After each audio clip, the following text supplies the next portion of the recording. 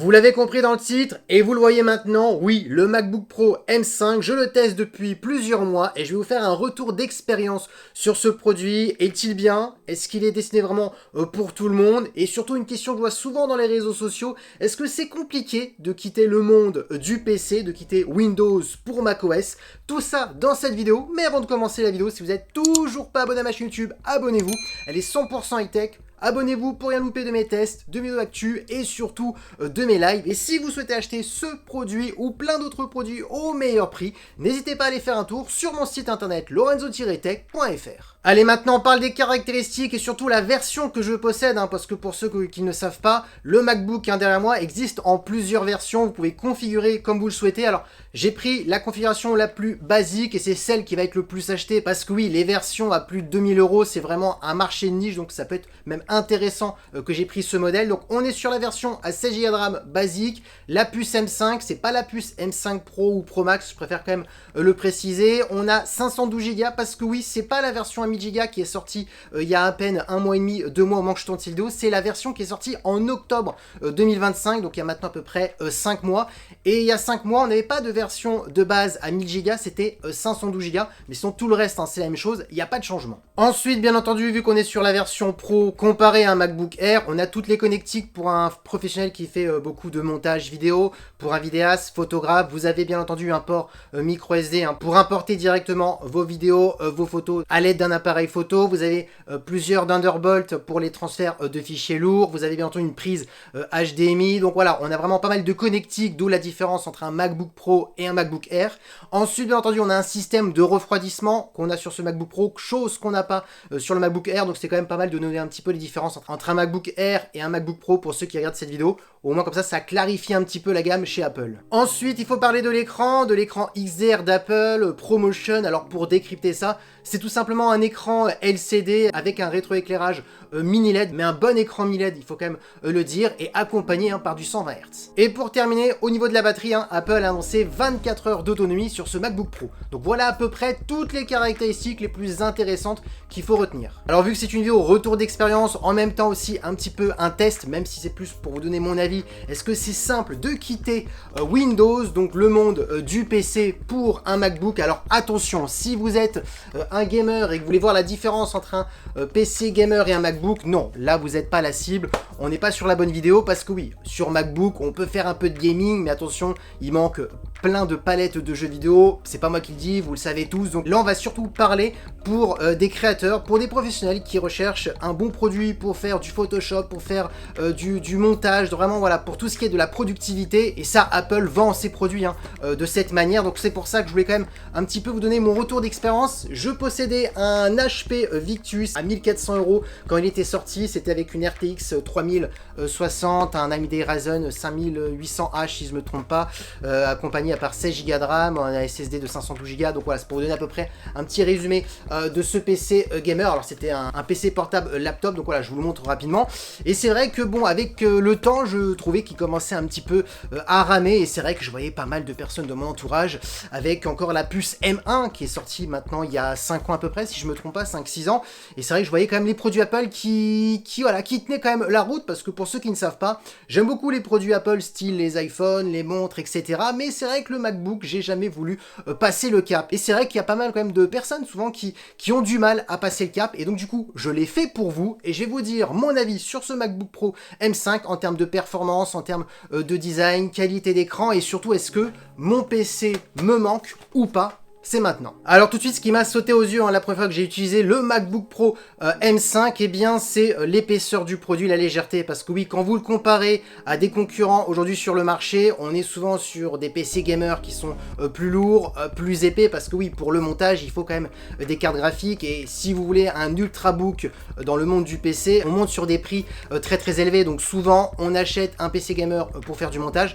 Et ça, c'est vrai que déjà, c'est vraiment un gros point positif. Ensuite, bien entendu, l'écran, parce que là aussi sur le marché c'est compliqué d'avoir des bons écrans très bien calibrés, et ça aussi ça saute directement aux yeux, hein. Je vous mets le pari d'aller voir en boutique un MacBook Pro, et tout de suite ce que vous regardez c'est vraiment le design, l'écran en termes de qualité, ça saute aux yeux tout de suite. Alors la légèreté c'est compliqué avec les antivols, on peut pas tester le MacBook, mais bon voilà, c'est pour vous montrer quand même que je vous invite à les tester, et vous verrez quand même que c'est ce qui saute en premier aux yeux. Ensuite bien entendu les performances, c'est vrai que j'arrêtais pas d'entendre que les puces M étaient extrêmement performantes, et jusqu'à maintenant je n'utilisais pas de MacBook Pro, surtout pour mes montages vidéo, donc je pouvais pas vraiment donner d'avis à ce point là, et c'est vrai que j'ai été plutôt surpris, parce que quand je compare quand même ma configuration que j'avais sur mon PC gamer à ce PC MacBook qui est à peine 200 € plus cher, hein, par rapport à la configuration quand j'avais acheté bien entendu mon PC gamer, et bien j'ai été surpris, j'avais l'impression d'avoir une fusée, hein, pour dire les mots, hein, je vais pas vous cacher. Vous mettez une timeline, deux timelines, trois timelines,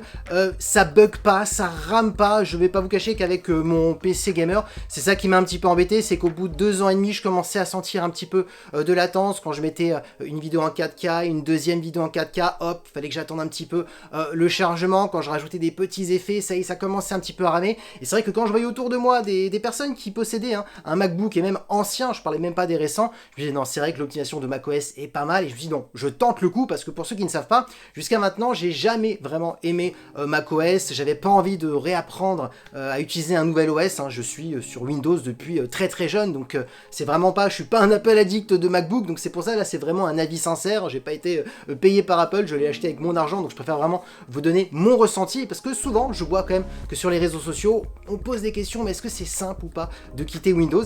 Et donc c'est pour ça que je fais cette vidéo vraiment pour toutes ces personnes. Ensuite, bien entendu, l'autonomie, parce que c'est vrai que quand Apple annonce 24 heures d'autonomie, on peut se dire, est-ce que c'est vraiment vrai? Alors attention, il y a un peu de marketing là-dedans. Si vous faites du montage toute la journée, du matin au soir, non, vous allez devoir brancher, hein, bien entendu, hein, le câble d'alimentation, c'est pas possible. Par contre, quand Apple parle de 24 heures d'autonomie dans une grosse journée de travail, oui, je vous donne un exemple. Si vous vous levez le matin à 8h30, vous faites des prises de notes, des réunions par webcam avec votre entreprise, si vous êtes bien entendu un professionnel, ensuite vous faites 2 heures de montage, ensuite vous travaillez votre miniature, par exemple pour YouTube, notamment pour moi, et ensuite vous voulez regarder un petit peu des vidéos, un petit peu pour le loisir, oui, vous tenez une très grosse journée, notamment je pense pour des étudiants, hein, des étudiants qui doivent faire des prises de notes à la fac, croyez-moi, vous allez tenir toute une journée. Maintenant, est-ce que vous êtes la cible? Je crois pas. Un étudiant, à mon avis, un MacBook Neo pourrait amplement suffire, ou un MacBook Air si vous voulez vraiment beaucoup plus de performance, ou sinon vraiment le MacBook Pro si vraiment vous faites des études supérieures et des études spécifiques où là vous avez vraiment besoin des plus grosses performances, pourquoi pas. Donc là oui, en termes d'autonomie, c'est vrai qu'on a une très bonne autonomie. Après ça dépend aussi ce qu'on en fait, c'est pour ça que je vous ai donné l'exemple. Si vous faites du montage H24 toute la journée, là il faudra quand même le brancher. Par contre, ce qui est vraiment surprenant, et je vais peut-être répéter ce que tout le monde dit, c'est vrai que c'est impressionnant les performances que propose ce MacBook Pro plus M5 classique, je préfère encore le repréciser. Pourquoi? Parce qu'en fait, quand vous mettez vos rushs dans votre logiciel de montage en 4K, vous pouvez mettre des effets. En fait, que vous soyez branché en alimentation ou sans alimentation, donc débranché, on a les mêmes performances. Et ça aussi, c'est ce qui m'a le plus sauté aux yeux. Comparé dans le monde du PC aujourd'hui, si votre PC n'est pas branché en alimentation, et ben vous perdez, allez, 30-40% de perf. Et dès que vous avez presque plus de batterie, pareil, ça diminue encore. Chose qui n'est pas le cas sur le MacBook. Et ça, c'est vrai. Alors maintenant, on va parler de macOS, parce que oui, je sais que j'ai pas encore répondu à la question, est-ce que c'est simple ou pas de quitter Windows pour aller sur macOS? Alors tout de suite, j'ai envie de répondre, si c'est pour du gaming, non, restez directement sur un PC. Je préfère quand même encore insister, parce que on est sur macOS, il y a plein de jeux qui n'existent pas sur cette plateforme, donc il faut rester sur Windows. Donc je préfère quand même encore le redire pour ceux qui ont peut-être loupé le début de la vidéo. Par contre, si c'est pour de la productivité, ou tout simplement vous êtes étudiant et que c'est pour faire de la prise de notes, parce que là bien entendu cette réponse là elle est vraiment pour le MacBook Pro, mais tout autant aussi pour un MacBook Air, pour un MacBook Neo. Donc là c'est une réponse vraiment pour tout le monde, vu qu'on parle de macOS et c'est accessible sur tous ces produits. Eh bien la réponse c'est que oui, on peut s'habituer facilement à utiliser macOS. Alors je vais pas vous cacher et vous dire la vérité, hein. Ça m'a pris entre 1 à 2 semaines pour avoir vraiment mes habitudes, mais après si vous êtes comme moi depuis tout petit, vous utilisez Windows et vous avez connu pratiquement toutes les mises à jour de Windows 95 jusqu'à maintenant, oui, au début il y a certaines choses qui n'est pas disponible sur macOS, donc du coup il y a d'autres alternatives à réapprendre. Donc alors oui, c'est des des choses plutôt classiques, mais qu'il faut réapprendre. Mais une fois que vous avez toutes ces choses en main, et ben c'est très très simple. Et je peux vous dire que Windows ne vous manque pas, surtout pour les plantages, parce que je vais pas vous cacher que ça fait maintenant 5 mois que je possède ce MacBook et j'ai eu 0 bug, chose qui est impensable, hein, je vais pas vous cacher sur Windows depuis tout jeune, j'ai toujours eu des petits bugs par-ci par-là, peu importe les versions, peu importe les configurations de PC portable et même pour des PC fixes bien entendu, donc c'est quelque chose quand même qui va pas vous manquer. Et croyez-moi, si vraiment vous goûtez à macOS, c'est là où vous allez quand même voir la puissance de macOS, et c'est pas uniquement niveau matériel hein, que ce produit est très intéressant,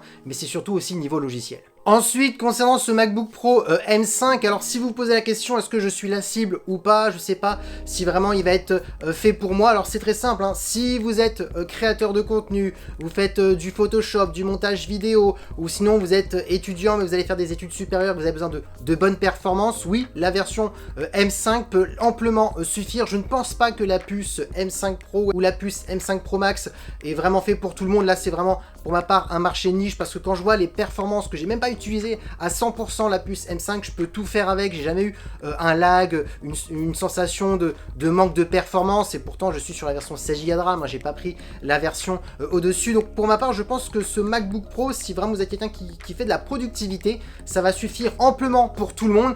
Ensuite, les points forts qu'il faut noter, c'est aussi vraiment l'écran. J'ai été vraiment bluffé de l'écran. Jusqu'à maintenant, j'avais pas vu un écran aussi bon en termes de calibration, parce qu'il faut le dire, sur le marché, il y a des bons écrans, mais aussi bien calibrés, c'est plutôt compliqué. Et c'est vrai que chez Apple, la plupart de leurs produits sont souvent très très bons au niveau de la calibration des écrans. Et là, après, j'ai envie de dire, en même temps, heureusement sur ce produit, parce qu'on est quand même sur un produit à 1700 et quelques euros. Alors oui, parce que ma version à moi, c'est 1700 euros. La version maintenant qui est sortie maintenant à 1000 Go, on est à 1800 et quelques euros, 100 euros de plus cher, mais bon, on est sur un produit de haut de gamme, donc heureusement. Mais pour ce prix-là, oui, vous avez de la qualité quand vous regardez le design, quand vous regardez les performances, quand vous regardez la qualité d'écran, quand vous regardez aussi l'autonomie qui est vraiment pas mal. Donc on est vraiment sur un produit très polyvalent qui fait tout sauf du gaming. Alors j'en ai fini avec le MacBook Pro M5, mais je vais vous conseiller aussi des accessoires qui peuvent être intéressants avec le MacBook Pro M5, et notamment le chargeur, parce que oui, pour ceux qui ne savent pas, on n'a plus maintenant de chargeur qui est fourni avec le MacBook Pro tout court, avec n'importe quel MacBook Pro. Et c'est vrai que les prix des chargeurs Apple sont quand même plutôt chers, et en plus c'est pas les meilleurs parce qu'ils sont plutôt gros, encombrants. C'est pas une collaboration, encore une fois, je préfère comme le préciser, hein, je l'ai acheté avec mon argent. D'ailleurs, la plupart des youtubeurs souvent conseillent quand même la marque Ugreen, et c'est vrai. Et moi je vous conseille cette version là, 100 watts, qui est vraiment pas mal. J'ai plus le prix en tête, désolé pour le tarif, je crois qu'on est entre 30 et 40 euros, c'est pas plus cher que ça. En plus il y a souvent des promotions sur Amazon. Je vous mettrai le lien en bas sous la vidéo s'il vous intéresse, et vous l'avez aussi déjà je crois sur mon site internet lorenzo-tech.fr. donc le chargeur c'est intéressant parce que du coup je vous fais quand même gagner de l'argent, parce que celui-ci il est mieux que celui d'Apple, il est plus petit et moins cher, donc voilà, hein, pour vous prouver que je suis pas en collaboration avec Apple. Donc ça c'est le premier accessoire que je vous conseille.